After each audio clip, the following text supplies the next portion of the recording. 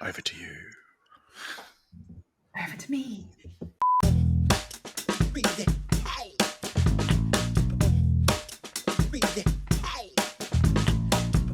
Hey guys, welcome to another episode of the Remind podcast. I'm Dr. Ashleigh Moreland, and my co-host and I, Mr. David Masterton, are excited to have a follow-on episode today. From last week, we spoke all about self-control and how self-control is not so much about suppressing ourselves, but actually about recognizing the identity that's sitting in the driver's seat and responding from the place of who do we want to be instead of that reactivity. So, really interesting the developments in both of our own personal lives over the last week. And, before we record, we sit and have a chat about what's coming up for us and what's going on and what do we need to speak into. And one of the things that has been coming up for both of us is this concept of logic versus intuition, because sometimes life can throw lots of logical data at us. And we think that we need to take that logical data and make the right choices and do the right thing. But our Absolutely. intuition might be screaming something completely opposite. Mm. So let's jump into it. Let's deep dive. Where do you sit with the whole logic and intuition? It's a battle, especially at the start. And Mm, I don't know about everyone listening, but for me, the way I think, the way I receive messages, the way my intuition can come through, it's a voice in my head, right? Sometimes it's a gut feeling, but the feeling sort of gives you a sense of direction, as in north, south, east, west. But then the messages actually fine tune that down to a bit more of a specific thing, and they're both in my head. That's how it sort of comes mm, through. So suddenly, especially at the start, when you have a bit of a struggle discerning between the two, which one's which, because they come from the yeah. same damn Or even place, right? hearing it. Like Yeah. discernment suggests that there's at least an awareness of both. And I think a lot of people have been shut off to even that most basic level of awareness.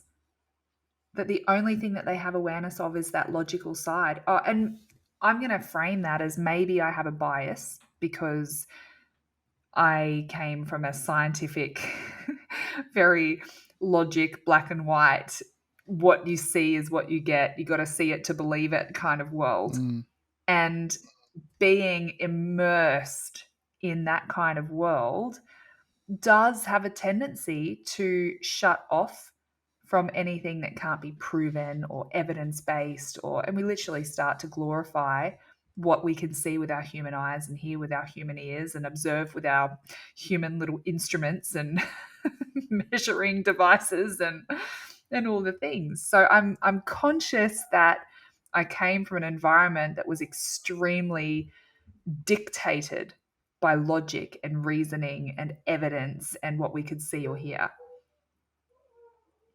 mm. Mm, Agreed. yeah. And who doesn't? We've been raised that way. You got to see it to believe it. Look at someone's actions, not their words. And I mean, that still has a place in many different other areas, but it's all around that as opposed to believe it and it will come. I mean, there's a massive Mm, trust bridge that needs to be built to sort of go, okay. And I think from an intuition versus logic side, logic is, let's just say, the human aspect of us. And the human aspect of us has two fundamental, I suppose, goals: survive and populate. That's it. At the core of it all, that's what humans are here to do. And so if there's well, a even reproduction is survival, isn't it? It's survival of yeah, the human species. exactly. But if you bring it down to how does that affect me as Yeah, this person here, yeah, it's I need to survive and I need to populate. They're the two basic urges yeah. that humans have. Now, when you look at things that point in that direction. Is it a bad thing? No. If it's constantly in the driver's seat, is it a bad thing? Well, you probably could be doing better. When it comes to intuition, it's expansive. It's you're more than just a human being that needs to survive and populate. There's a whole greater consciousness that comes out. And so, especially for me, when these two things meet each other, my God, damn it. Yeah. Because you've got one thing pushing against the other. And guess what? Sometimes they're Yeah. just not aligned. Well, I'm going to rephrase Mm-hmm. that. Most of the goddamn time, they're not aligned. Now, are they? Because the Especially early in intuition, our journey. absolutely, because intuition pushes We're so against logic. over-identified with we're so over-identified with the animal that we are. And from an Mm, animal perspective, I find this so fascinating because, like I said, my background was the scientific kind of community. And I used to teach human anatomy and I used to teach human physiology and I used to teach all about the animal stuff, like us as the animals that we are. And there's a concept called the 4 F's in evolution. And the 4 F's, like you said, it is, if we're talking about survival and reproduction, the 4 F's is fighting, fleeing, feeding, and mating. Fill in the blank of that fourth F. I And mean, M doesn't start with an F, but anyway, I thought you were a it doctor, but rhymes with trucking. so, so gotcha. as the animal that we are, as the human animal, that's our primitive drive. Mm, And if all we are like developed and mentored and encouraged to understand is that we are a flesh animal, we are a mammal, and we've got warm blood and we've got, all of these features of the animal, then that's how we're going to move through life thinking that we are just this flesh and bones animal. But mm, what we're seeing more, and I don't know if this is because maybe society really is undergoing a huge awakening. Maybe that's real. Maybe it's that you and I have a new bias where because this is the world that we operate in and you and I have moved along that spectrum, that the people around us and the things that we see and observe now is more around people who have a better understanding and acceptance of their spiritual essence, so they're not just this animal body. mm.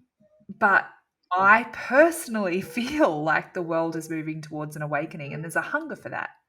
Oh, 100%. But we are Absolutely. absolutely wired for the dominant to be that logic. We literally have a prefrontal cortex that's job is to Mm. analyze. That's looking for logic and rationality. Well, it's not, I don't think the Yeah. goal is to lose our human aspects. So to just drop it, No. delete it, cancel it, all of that is not the goal. Mhm. It's to take all of Yeah. that and raise awareness through that, not sidestep that, not disown that, not just do that. That's kind of why we're here. And so Yeah. as we start to introduce these expansive concepts to a limited mind, and so when I say limited, right, what do you do when you survive? You scavenge and you farm and you hold so you can survive periods of famine. You look Yeah. to do things that are more efficient. You look to sort of protect and, you know, do these kind of things. Where expansive is a complete opposite. Don't worry about eating unless you feel like eating because you know there's always going to be food. Some would say that's irresponsible. Well, okay. Um, don't worry about all of these things where you have to compete with others because there's always enough for everyone. But then you go back to like what was it, Maslow's needs that Oh, you know Maslow's hierarchy of needs. Maslow's, yeah, and it's sort of like Yeah.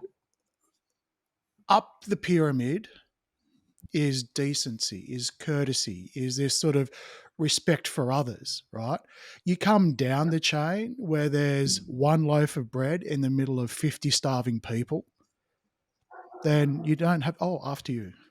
After you. We'll just take one piece at a time. If these people are starving and behind those people are families that are starving, and that all goes out the window. That comes into it as those Yeah. needs are met, and you can sort of build upon that. Mm. And so how does it affect every day? And how does it affect people every day? Well, something comes in, an expansive idea. What's that look for? You got this look on your face. Sorry. Just talking then. What's that? I literally, I literally had this image in my head of humanity being reduced to fighting over toilet paper in the supermarkets during COVID. Uh, Like, yeah, mm, when you think about Maslow's hierarchy of needs, right? Just thinking, okay, yes. so yes, maybe I am super biased thinking that humanity is awakening and tuning No, into their no. spiritual intuitive self and there's all this. And then you get society who literally fights and hoards toilet paper in a global pandemic. That just yeah, maybe I do have a bias playing out. But look, here's the thing, right? That's what the face is for. I was like, We could be, yeah, we could be improving, right? Like from 1 to 2%, or from 5 to yeah, 10%. I think it doesn't mean it's like 100%. I think that being on the yeah. path is not the end result. It's going to be an ongoing thing. But yeah, that gives you the exact, like, if supermarkets shut down for a week, what does everybody do? There's like people with Mm, 5 trolleys deep just trying to get those things, or some people. And I guess we're sort of generalizing here, but let's just sort of take it on an individual level. And we have to kind of discern between intuition versus logic. So a big, great idea pops into your head, and then suddenly, and that forces you to have to either put yourself out there in a way you've never put yourself out there before, to be judged, to be mhm. seen, to be heard, whatever it is. And then your logic goes, Yeah. who are you to do that? And then, Yep. but what if it Who do you fails? think Or you are? How cool ah, is that question? Wow, it never occurred to me. We literally ask ourselves, who do you think you are? It's the yeah, you can. invitation. Well, it's yeah, it's and exactly like when we say that initially, and like when you said it initially, it was like, who do you think you are? Sit down, quiet down. There's someone else better already probably thinking of it. But and I think the realization you just had was that who do you think you are could also be a challenge of why couldn't that be you? Like, it's inviting Yeah. you to sort of say, who do you think you are? Well, I'm the person that can do that, or I'm the person that's going to learn from it, or I'm the person that's going to Yep. experience that. However, Yeah. that doesn't initially come at the start of the healing journey. It's like a full on protection. And because the body's been so in control, or so, put to the forefront to protect you, and it's a very kind and loving thing the body does, but it's limited. You're having to push Yep. against that. And Yeah, so let's absolutely. just talk about money for a moment. This is probably everyone's, or let's just say a majority of things that influences people's decisions on doing something. Because Mm. if you're to say to someone, money no object, what would you be doing today, tomorrow? And I think the answer boils down to they'll be doing things they enjoy. Now, what's the Yep. one motivating factor, or probably the largest motivating factor, that makes people do things that they don't want to do? I have to because of money. Yep. Or maybe I have to because that person needs me to. But I would say money's Yep. right up there. Or I have to because I don't know what else to do, or this I have to because this is what I'm good at. I've never done anything else. But the main force factor is I got bills to pay. I got a job I Yeah. have to do. Yep. And so, and then when it comes to, okay, but you could be happier doing something else. Hmm. What if you go start your own business? Well, how am I going to pay the bills? What if I'm drawn to doing, practicing an instrument that I've always loved, that I'm very passionate about, Yep. or taking that hobby that Yep. I absolutely love and turning it into whatever, or jumping onto YouTube, sticking a mic in front of you, and then just talking about stuff. whatever it is, right? Yeah, exactly. Yeah. And then sort of going, but how do I pay the bills? Well, if there is no, like, intuition at its core, like the body would be happy with the intuition if intuition came with guarantees. And the only way that the body would accept a guarantee is if it already knew the outcome. And intuition never does that, Mm. apart from this is for you. And you have to trust it's for you before you get it. Ooh. Ooh. I've been listening to a podcast. I think I mentioned it in the last episode. It's two of my most favorite mentors. I love them to death. Jason Parks and Emma Romano. I've learned a lot of the stuff that I know from Emma and more recently Jason, just in the last 12 months or so. And I have had literally quantum leaps from being supported by both of them. One of the Mm. podcast episodes I was listening to while I was running the other day was the difference between faith and belief. And it's so true because belief requires what we see. Belief will look at the data. Like I can believe that I have a job. I can believe that I have kids. I can believe that I'm married because when I look at that data, I can believe that I am an awful person Okay, because when you're looking for there the was all this evidence. evidence. Yeah. Yeah. And so belief depends on data, but data can be misconstrued because data requires interpretation and analysis, right? And so if And you I can analyze learned data that in so many different ways, by the way. Same set, totally, just apply totally the same your set of own. data. I, Yeah. I remember I was doing a research study once. I think it may have even been the first study of my PhD. And I remember walking into a professor of biostatistics office. He was literally a professional statistician. And he said to me, "What do you want your numbers to show?" And I walked out because I was like, that is so unethical because all those numbers represent raw data. That's all there is. How we chose to analyze it and then how we chose to interpret that analysis completely changes the story that that data tells. Now, that's pretty confronting because all around us, there's raw data. Mm. But how our mind analyzes it and how our mind interprets it completely changes the outcome of it. Anyway, so belief is where we land with our likely very inaccurate analysis and interpretation of data. Whereas faith is at the other end of the spectrum where what if we lean into what we know are the universal truths. This, oh my gosh, we could do a whole series of episodes on universal laws. Mm. But if we leaned into what we know is universal truth, we know that love expands. We know that fear contracts.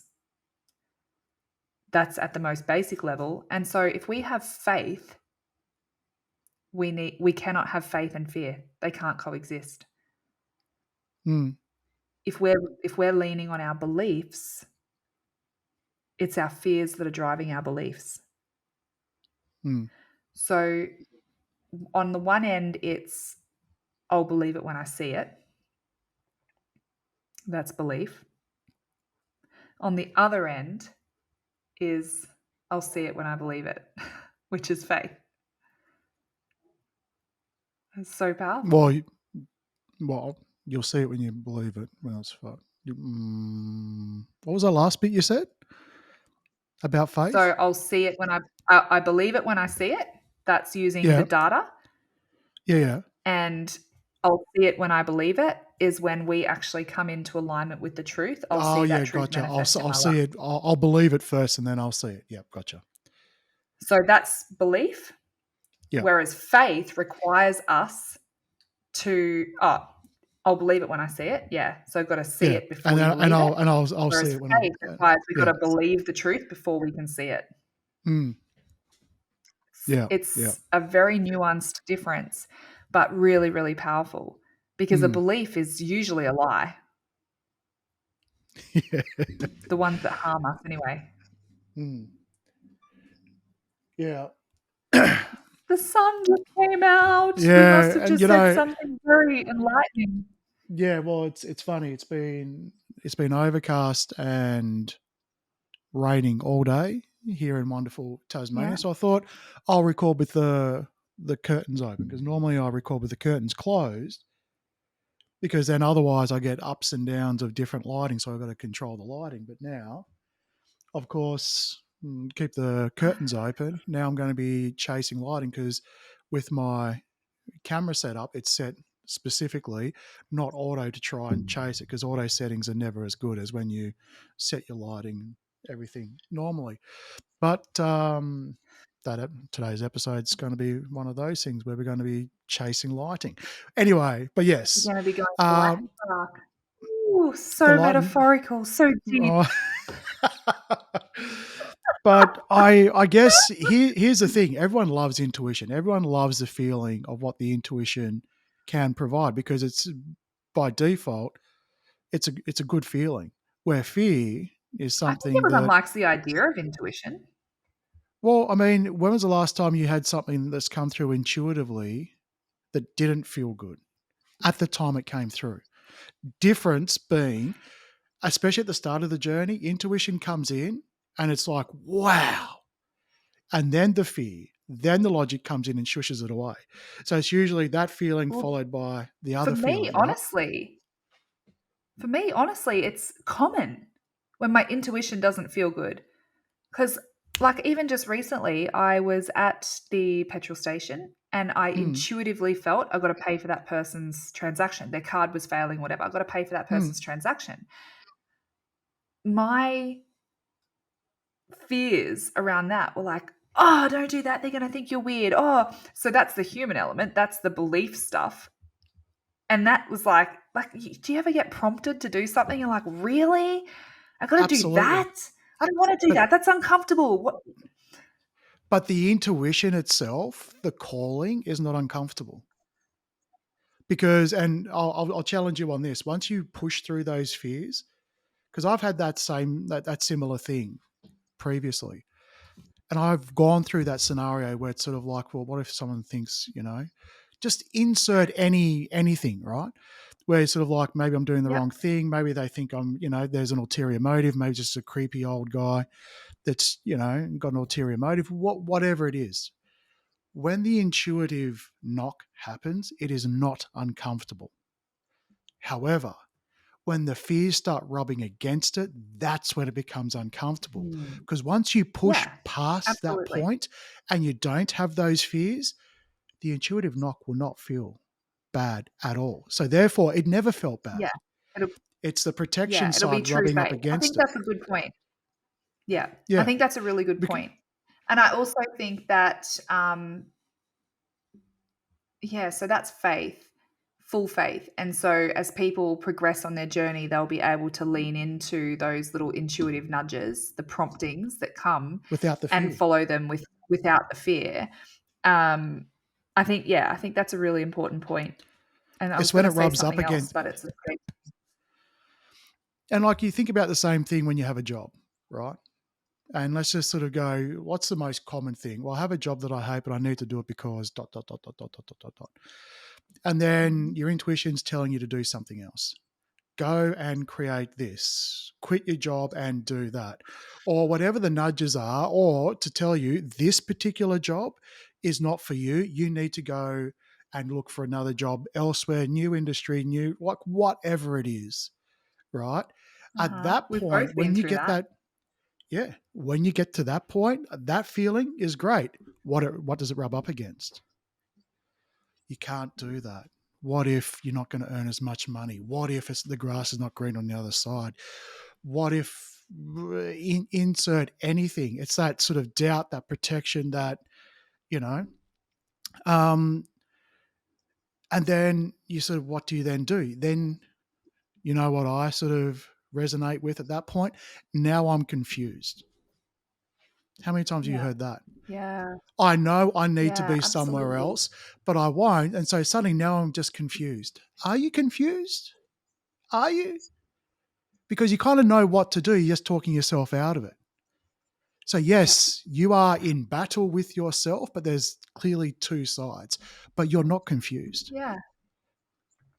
And Yeah. so, That's a great way of looking at it. You just need to know what to trust. And if you know what to well, trust and which voice to listen to, then the confusion dissipates, yeah, even if there's still discomfort. yeah, because chances are, if you stick at something, knowing there's something better for you, better the devil you know, whatever you want to sort of call it, you're just sort of trusting in the fact that you don't want to be out of your comfort zone, even though you're well and truly outside of your comfort zone. Yeah. It's just a situation of, okay, I don't want to face what's going on out there Yeah. in that other scenario. I don't want, if I take that leap, Yeah. maybe I'm just better, maybe I'm just happier daydreaming about what it could be like with that new job, that new person, that whatever it is. Yeah. And that's kind of okay. That's my escapism from where I am because of that fact that when it rubs up against the fear, it makes it feels too much. Yeah, absolutely. And then I also think, that's where my mind went before was the action. So the point that I was going to make is that there are still absolutely things where, like, there are things that my intuition, like, I get prompted to do and it feels really great and it's loving and it's light and it's easy. Mm, It's and I think you and I have had this conversation before. It's when it's like, the 99 versus 1, when the things I'm being prompted to do feels socially acceptable and normal and like, "Oh, isn't that lovely?" mm, It's when the things put me out of my comfort zone and I'm like, "Really? I really have to do that?" mm, So, it's the action. The thing that mm, determines the trajectory of your life is what is the action you take despite the fear. And it's not to say that we shouldn't listen to fear. Fear serves a really healthy purpose in our life mm, sometimes. But if we feel an intuitive prompting and we also feel fear, what is the action that comes from those two coexisting? Do you push through the fear and execute on the prompting mm. and act in faith, in good faith? If that's where that statement comes from, in good faith. So do you execute your actions in good faith or do you take the safe route? The And known route, the one that you can kind of yeah, predict the outcome, the the one that's predictable kind of outcome. yeah, even though It's that's the so one you're funny. trying to escape. I was just mentioning in Rise and Thrive, there is absolutely no intended bias here. I'm just speaking from the point of observation.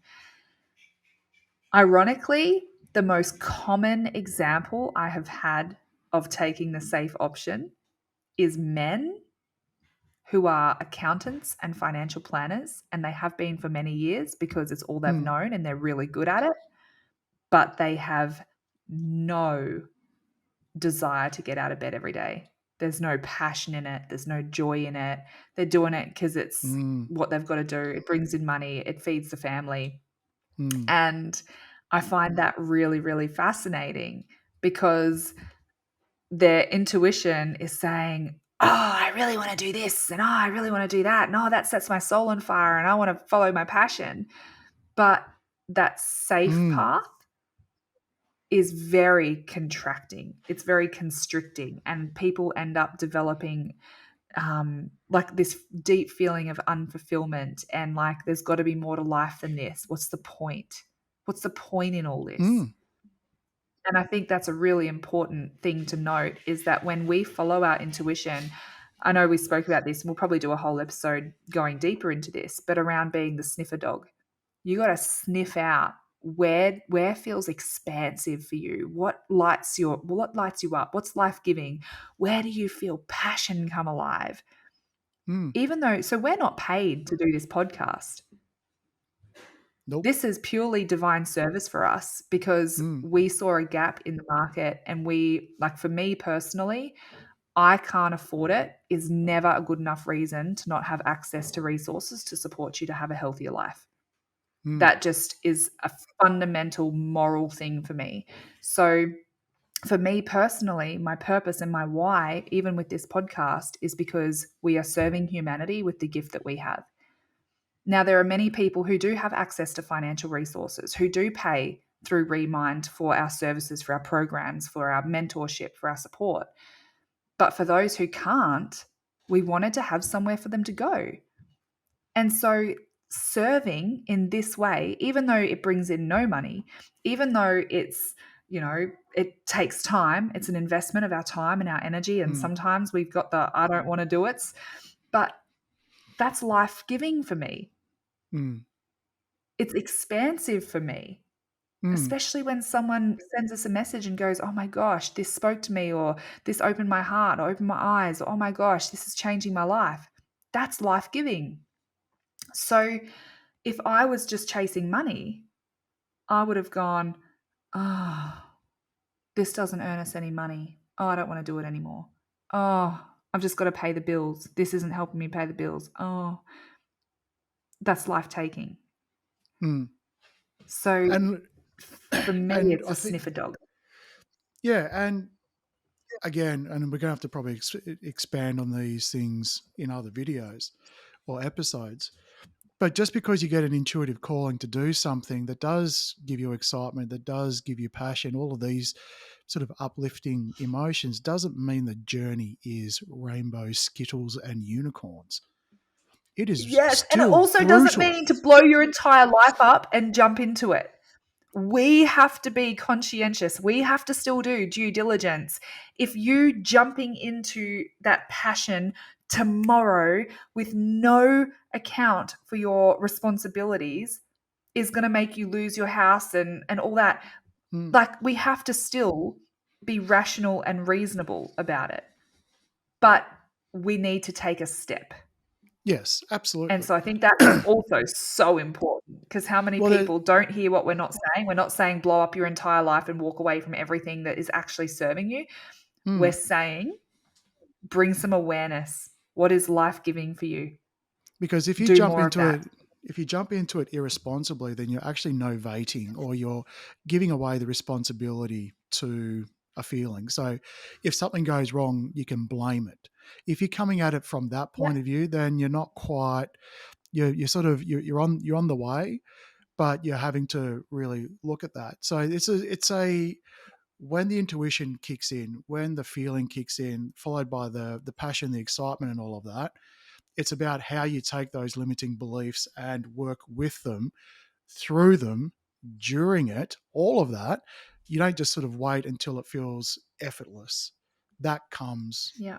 with work, because I've heard the saying a lot recently. It's sort of like, before enlightenment, chop wood, carry water. After enlightenment, chop wood, carry water. Like, you still, it's there's still things that you need to do.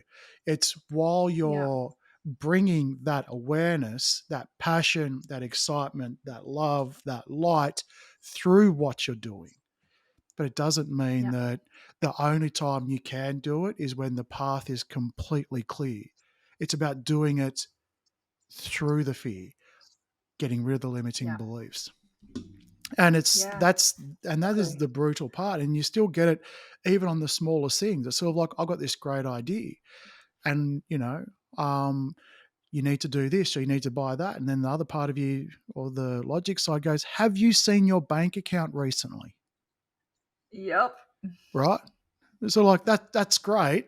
I love that idea. I would, if bank was, if number was much more up. Yep. So, and I that's about see having this the all the faith. time. Mm, Totally. I see this all the time, which is why I really wanted to hammer that point home about it's so important to have an awareness of that sniffer. It's so important to have an awareness around where are you feeling called? Where are you feeling drawn to? But it's also so important to actually still honor your human responsibilities. We live on a planet that requires currency to function. That's mm, true. That's real, right? You still have a flesh body that needs to be nourished with food. If you can't feed yourself, little bit of a problem. So I have seen so many times people who have had that strike of genius, who have had that moment where they go, I know what I want to do with my life. I'm going to go and do it. And I'm going to throw everything in the bin and I'm going to follow my dreams. But they don't have any firm foundation. There's no firm foundation. There's nothing to create a bridge from one to the other. And it was one of the greatest gifts that I had in my transition from the life that I was living to the life that I have now. Mm. Because in that transition time, I still had a job to pay my mortgage, to feed my family, to pay my bills. And in all of my spare time, I threw everything that I had into building my business, into working with clients. The other thing that was really powerful was I kept all of the money separate so that my reason for doing the business was never about making money, because I didn't need the money to survive. It's literally leveraging Maslow's hierarchy of needs. As soon as you take the need out of the business or out of the venture, there's joy, there's creativity, there's innovation, there's free flowing, there's intuition. As soon as you add pressure and need onto that venture, it sucks the life out of it, sucks it dry. Well, And it so makes that it's a bridge, it's a it's a very well. Just before you go further with that, when you are called to do something without money, because not everyone's blessed with that. I'm one of them, right? It mhm, really challenges you to fully understand the concept of abundance.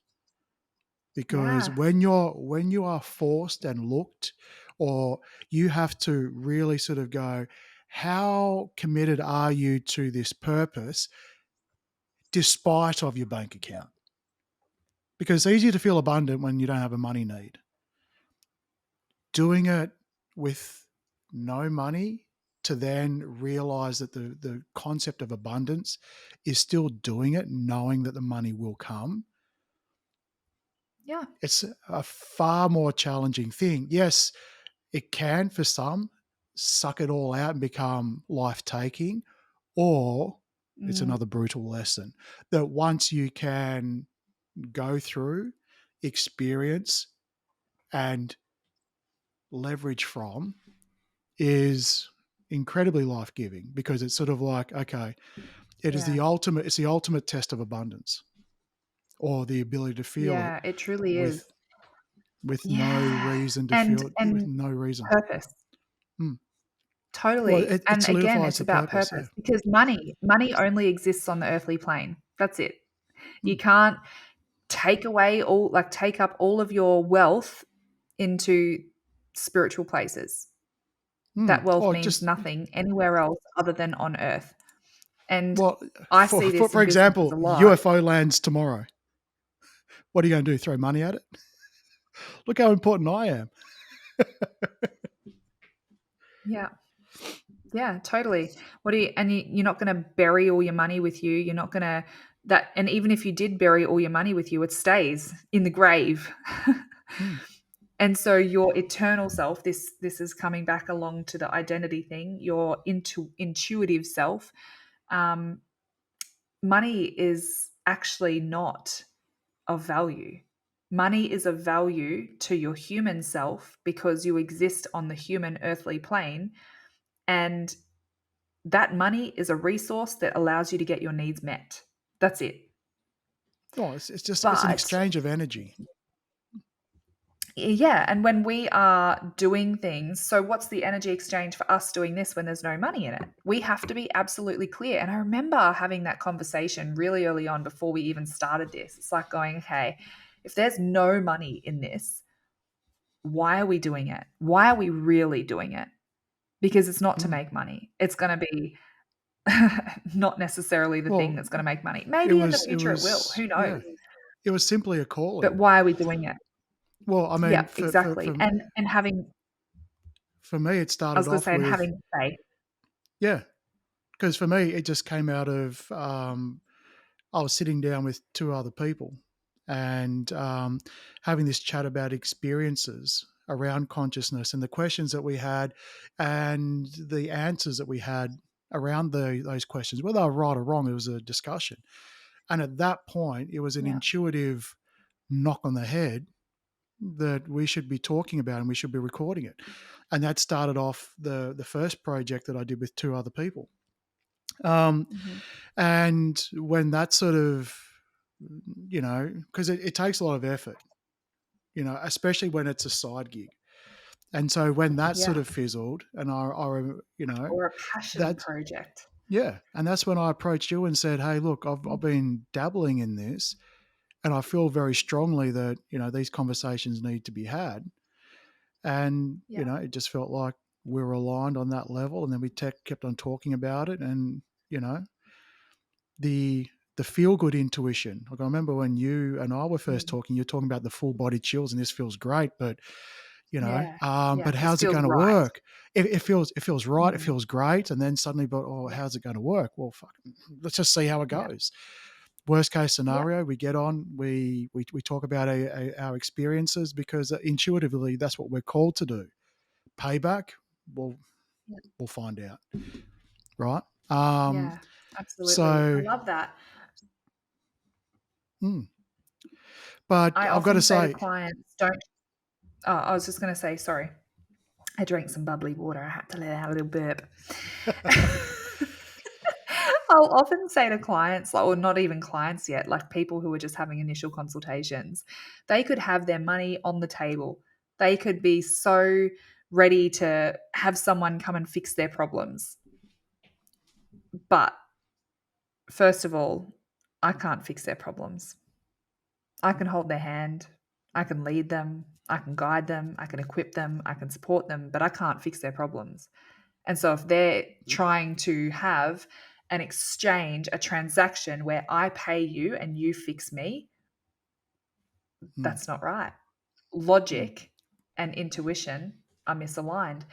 And I will often say to people, I want you to go away and I want you to sit with it, meditate on it, prayerfully consider it, depending on their frame of reference. mm, And whatever your body says, you've got to trust. If your body says, if every cell of your body says, this is right for me, this is exactly where I need to be, and this is, I don't know why, I don't know what to expect, then they are absolutely ready for the breakthroughs that they can have through our work. If someone sits there and they go, oh, I'm a little bit fearful, but I know I'm in, that's also okay. Because that full body knowing, that's the intuition coming through. If someone sits there and they want to ask questions, and I want to be like, oh, so exactly what do you do, and what's your session look like, and what's this and what's that, and how is it going to go? They're not trusting intuition to make decisions. They're relying on logic. They're not ready to work with me because I don't mm, work on the level of logic. I work on the level of intuition.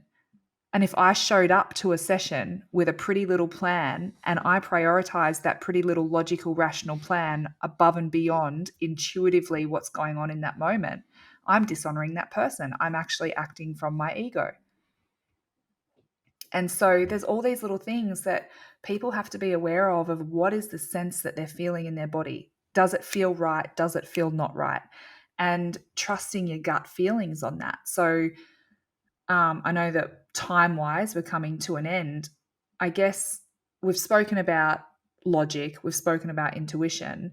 How do you, I posted this on my social media this morning, how do you nurture your intuitive side in a world that is structured for logic and rationality and reasoning and physical evidence? How do you do that practically in your life? well, I mean, I know you're sort of asking it broadly to all the listeners, but let me answer Well, I'm asking you, for for myself. Oh, I thought you were doing it mainly for the listeners.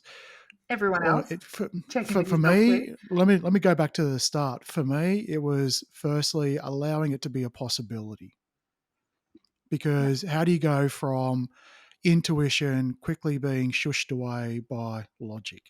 Because that's how we all start. Everybody's got intuition. It's just that it could be that split second feeling and it gets ushered away by the yeah, protection.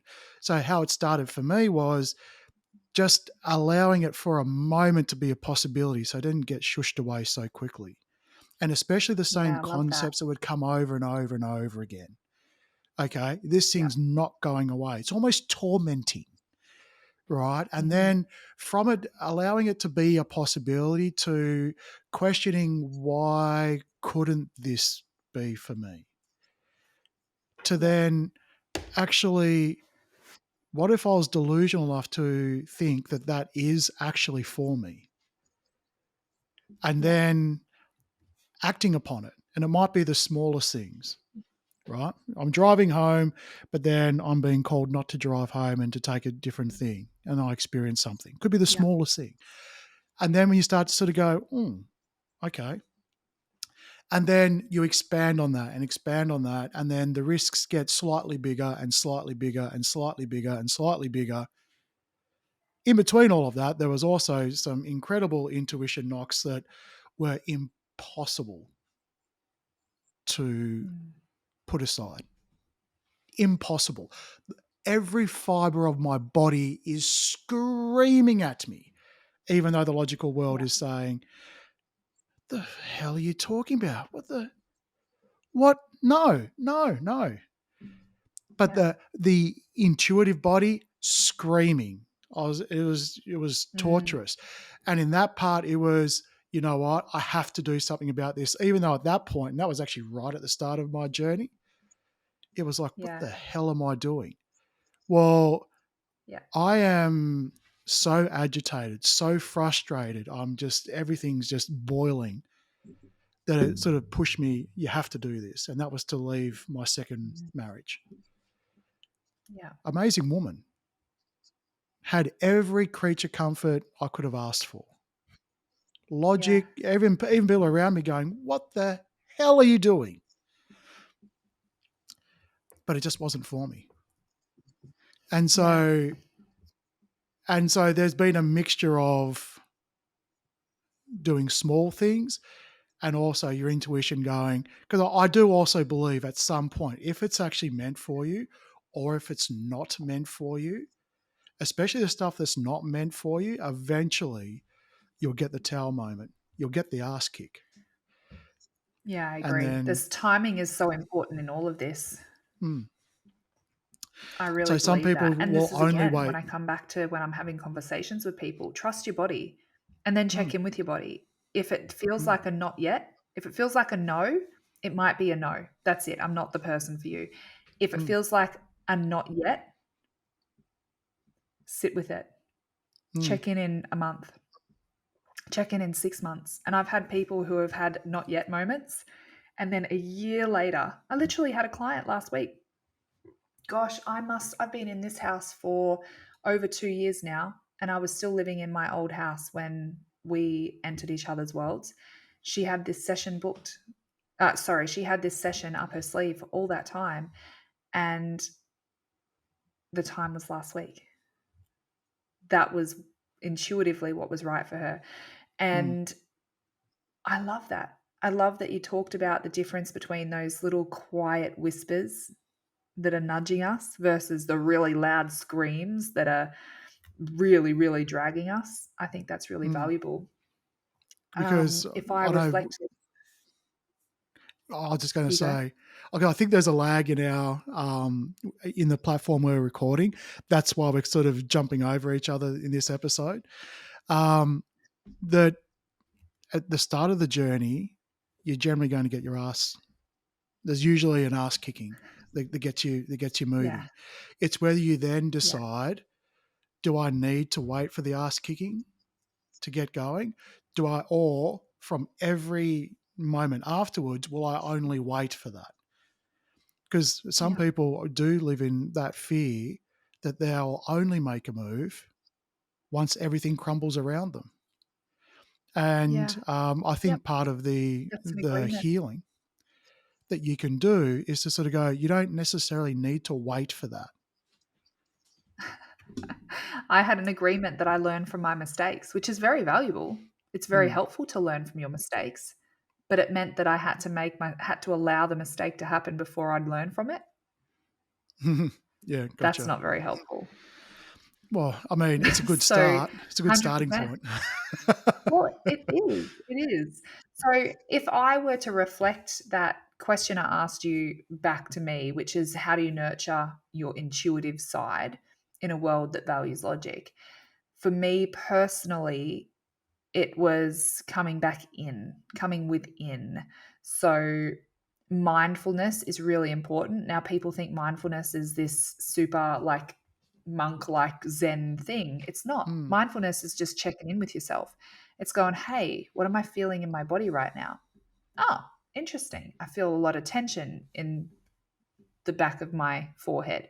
Oh, what am I feeling in my body right now? Oh, I feel butterflies in my tummy. Oh, I feel tension in my throat. Oh, and so that mindfulness is like, I've said it. I don't know how many times I've said it in this podcast series, but mm, mindfulness and self awareness is by far how I nurture my intuitive side. Um, Another one is I feel that my intuitive side is really nurtured when I spend time in nature. So just last weekend, it was raining. There was a fire. I had my eyes closed and I could feel the sensation of the water dropping on my face. I could hear the crackling of the fire. I was really present with all of my senses and actually feeling connected to all of the creation around me. Spending time in nature, I felt very, very reconnected with my intuitive self. mm, Um, Another big one for me is I process through writing. So my personal social media account frequently has really long, deep posts. Now, those mm, long, deep posts, 9 times out of 10, is me just processing and connecting into my soul. What is my soul saying right now? What is my soul seeing right now? And you would be surprised how many times people will say to me, "Oh my gosh, it was like you were reading my mind. Oh my gosh, I don't know how you knew, but I needed to hear that right now, or I needed to read that right now, or that's so relevant to my life mm, right now." So that is, again, when I'm processing, it's almost like a form of journaling for me. I would say that's how I connect to my intuitive self. Um, Anything else? Oh, maybe self reflection. I do self reflect a lot. mm. Uh, how else do I do it? I don't Well, know. I might just I'm not a from dreamer. you're not a dreamer. I don't. No, I don't dream a lot. Like I don't have dreams of a I nighttime a remember lot. so many of my But when I dreams. do, Yeah. I feel like it. Yeah, a lot of people have a lot of vivid dreams, and so their connection to their intuition can really shine through in dreams. Mm. But yeah, I think that's my Or main things. Other learning. Yeah. people, for other people, it might be artistic creativity. Mm. Um, then there might be like what else? Well, What I else gotta do say, people do? someone who's come from logic being the one, the only um, source of right or wrong. Like that's how I lived my life previously, right? So Yeah, I'm going to sort of say, for me to put down the logic was an incredibly difficult thing because I put so much priority on logic, even over emotion. yeah, The yeah, the when I sort of talked about before letting in the intuition, it was, I suppose, at the core of it, and I'm talking to the logical brains out there who are going, this just doesn't feel right. Give your intuition equal weighting as your logic. You cannot have mm, only one side of a coin. yeah, So yeah, you then have to then frame your logic, because again, when you have logic, it's a set of data. And just like yeah, Ash said earlier in the episode, what do you want your numbers to look like? So yeah, with any logic, with data, and this is what helped me get into it, I had to then use my logic and the data to sort of see different results, and which is give your intuition equal weighting as your logic. See yeah, the other side of the coin, and then suddenly you get this sort of in your head to go, okay, logically, there has to be an equal or opposite. So, Mm. for all your logical brains out there, give that a crack. Love it.